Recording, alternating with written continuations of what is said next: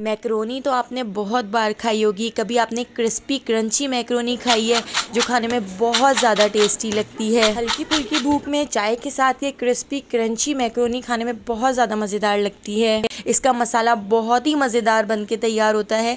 तो चलिए चलते हैं इसकी रेसिपी की तरफ। तो इस मज़ेदार सी क्रिस्पी और क्रंची मैक्रोनी को बनाने के लिए हमने यहाँ पर आधा पैकेट मैक्रोनी ले ली है। इसकी जगह आप पास्ता, पेनी पास्ता या शेल भी ले सकते हैं। तो यहाँ पर मैंने पानी को बॉईल करने के लिए रख दिया था।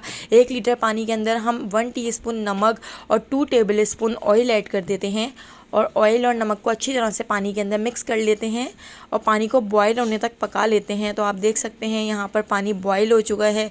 अब हम इसके अंदर ऐड कर देते हैं मैक्रोनी। हाफ पैकेट मैक्रोनी हम इसके अंदर ऐड कर देते हैं और इसको बॉयल आने तक पका लेते हैं। इसको हल्का सा मिक्स कर देते हैं ताकि ये आपस में चिपक ना जाए।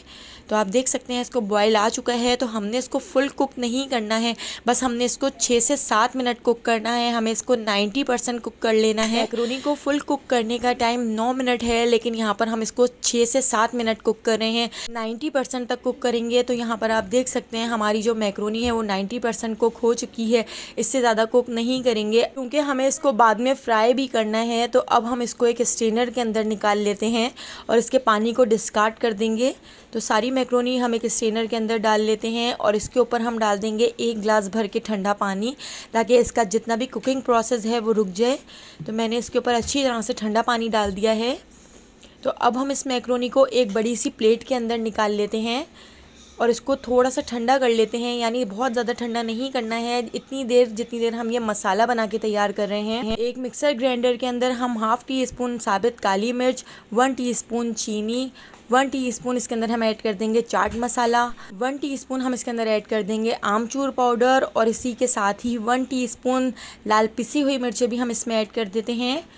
3 टीस्पून हम इसके अंदर कसूरी मेथी ऐड कर देंगे, इससे बहुत ही ज़बरदस्त सा फ्लेवर आएगा। एक बार इस मसाले को ज़रूर ट्राई करके देखिएगा, बहुत ही ज़्यादा टेस्टी बनता है। 1 टीस्पून भर के भुना कुटा ज़ीरा हम इसके अंदर ऐड कर देंगे, ½ टीस्पून नमक ऐड कर देते हैं और इसको हम अच्छी तरह से ब्लेंड कर लेते हैं, इतना कि सारा मसाला अच्छी तरह से मिक्स हो जाए, पाउडर बन जाए। तो यहाँ पर आप देख सकते हैं इसका अच्छी तरह से पाउडर बन चुका है।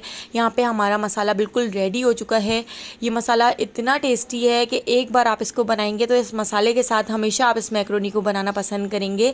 तो मैक्रोनी भी यहाँ पर हमारी गर्म है, ठंडी नहीं हुई है इतनी। तो इसके अंदर हम ऐड कर देते हैं 3 टेबल स्पून भर के कॉर्नफ्लोर और 3 टेबल स्पून ही हम इसके अंदर मैदा ऐड कर देते हैं और इसको अच्छी तरह से मिक्स कर लेते हैं। हाथ से इस तरह से हम इसको मिक्स कर लेंगे ताकि मैक्रोनी के ऊपर मैदा और कॉर्नफ्लोर की कोटिंग बहुत अच्छी तरह से हो सके। तो इस तरह से हमने इसको बहुत अच्छी तरह मिक्स कर लिया है।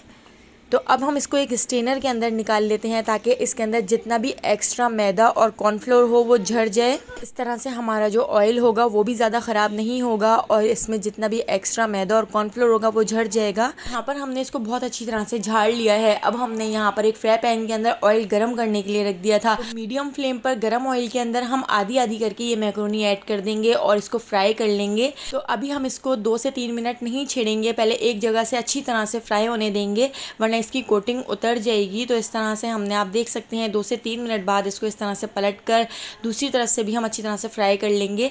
तो हमने इसको इतना फ्राई कर लेना है कि ये बिल्कुल क्रिस्पी और क्रंची हो जाए और इसका कलर गोल्डन सा हो जाए। तो यहाँ पर आप देख सकते हैं हमारी जो मैक्रोनी है उसका कलर कितनी अच्छी तरह से चेंज हो चुका है और बहुत ही क्रिस्पी हमारी मैक्रोनी बनकर तैयार हो गई है। तो हम इसको एक स्ट्रेनर के अंदर निकाल लेते हैं और इसके ऑयल को अच्छी तरह से झाड़ लेते हैं। इससे ज़्यादा कलर चेंज नहीं करेंगे क्योंकि रखने के बाद भी ये थोड़ा सा कुक होता है और इसके बाद इसका थोड़ा सा और डार्क कलर हो जाएगा। दूसरे राउंड को भी फ्राई कर लेते हैं। तो इसको फ्राई होने में 15 से 20 मिनट लगे हैं, मीडियम फ्लेम पर फ्राई किया है।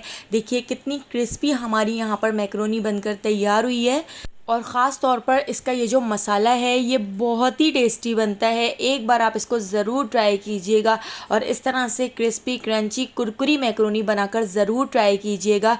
और इसकी सबसे ख़ास बात यह है कि आप इसको एक एयर टाइट जार में स्टोर कर भी रख सकते हैं। 1 हफ़्ते तक ये बिल्कुल भी ख़राब नहीं होगी, बिल्कुल इसी तरह से क्रिस्पी क्रंची और कुरकुरी रहेगी। तो एक बार आप मेरी इस रेसिपी को ज़रूर ट्राई कीजिएगा।